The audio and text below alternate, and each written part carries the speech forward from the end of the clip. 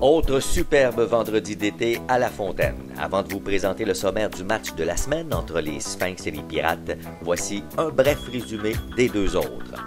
Tout d'abord, les Galchenyuk tentaient de mettre un terme à leur série de 2 défaites face aux Thunder qui ont la chance de prendre le 2e rang. Sylvain Daigle a donné le ton au match avec un coureur sur les buts. Balle frappée solidement au champ gauche. Marc recule. À la clôture.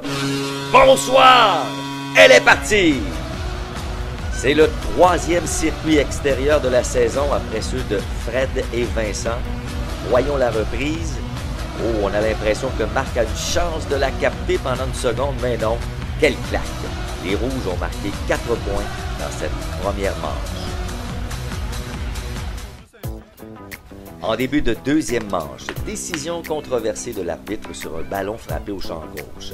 Marc semblait avoir volé un coup sûr à Pierre. Oh, quel beau jeu!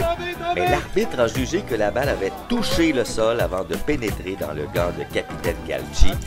On voit à la reprise que ce n'était pas vraiment le cas.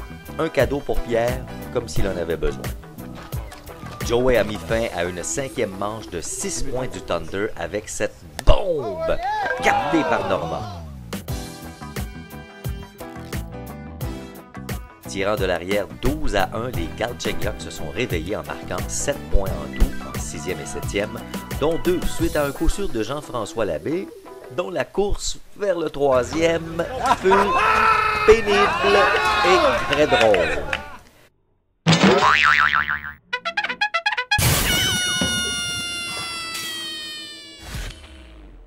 Victoire du Thunder 15-8, 3e défaite de suite pour Galchi qui du coup cède le 2e rang du classement au Thunder 6.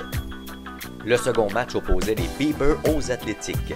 Menant déjà 3-0, les Beavers ont vu leur champ droit Fred un peu de nonchalance sur ce coup de Christopher. En début de 2e. Pierre a déposé la balle tout près de la ligne du premier but. Ce sera un triple d'un point qui donnait l'avance aux Beavers, 6-2. Le plus beau catch du match a été effectué par Joe Raposo des A's sur cette balle frappée par Capitaine Longtin. Wow! Quel catch! Justin va l'emporter 13-7, 2e victoire de suite et 6e défaite en 7 matchs pour les A's. Le match de la semaine opposait les Sphinx, meneurs au classement, aux Pirates qui voulaient certainement venger leur défaite crève-cœur face à cette équipe le 6 juin en prolongation, alors qu'ils s'étaient fait marquer 6 points en fin de 8e manche dans une défaite de 10-9.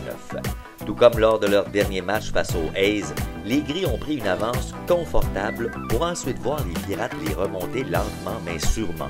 Menant 6-2 après 3, les Sphinx, après avoir marqué 5 points en première, en ont ajouté 5 autres en 4e.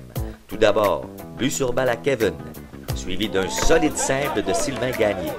Puis, Martin Bilodeau et Serge frappent chacun dans un optionnel. Anthony frappe ensuite une balle solidement au champ gauche. Guillaume recule, ne peut capter la balle. Un point bien marqué, c'est 6-2. Gaétan suit avec un simple. Pierre s'amène au bâton avec 2 retraits et frappe une autre balle au champ opposé. Un autre coup sûr, son 3e triple de la saison qui porte la marque à 10-2. Puis le capitaine viendra marquer grâce à ce simple de Sly, 11-2.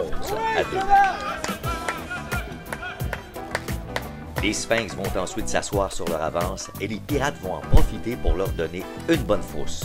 Ça commence en fin de 5e manche quand Guillaume, avec 2 coéquipiers sur les buts, frappe une balle en lieu sûr. Il va se rendre jusqu'au 3e pour un triple de 2 points. Puis, Steve cogne un autre triple, 11-5 après 5. Puis, en fin de 6e manche, les Pirates commencent leur tour au bâton avec 6 simples de suite. Steven, François-Xavier, Mathieu, Jean, David et Charles. C'est 11-7. Puis, après un optionnel de Flower, Guillaume revient au bâton et cette fois cogne un double de 2 points. Oh, c'est 11-9. En début de 7e manche, le dernier point marqué par les Sphinx ne sera pas de trop. Gaétan cogne un beau double. Pierre cogne ensuite un roulant à l'arrêt-court que Charles ne peut maîtriser. Ensuite, Sly frappe dans un optionnel, c'est 12-9. Un gros point puisqu'à leur dernier tour au bâton, les Pirates ont encore mis de la pression sur les Sphinx via ce simple de Jean-Michel qui avance au troisième sur ce double de Steven. Cette erreur du deuxième but sur une balle frappée par François-Xavier fera 12-10. Après cet optionnel de Mathieu, les Gris peuvent enfin mieux respirer avec ce premier retrait. Puis, Jean Lessard frappe un ballon, capté, mais Steven vient marquer, c'est 12-11. David est le dernier espoir des Pirates, 2 retraits. Il frappe une balle au champ centre, Sly la capte pour le dernier retrait du match. Encore une fois, les Sphinx l'ont échappé belle, mais remportent leur 6e victoire de suite. Voici les 3 étoiles de cette rencontre telles que choisies par la Hyène. La 3e étoile, Gaétan, avec 3 en 4, un double et 3 points comptés. La 2e, Guillaume, avec 2 en 4, un double, un triple, un point compté et 4 points produits.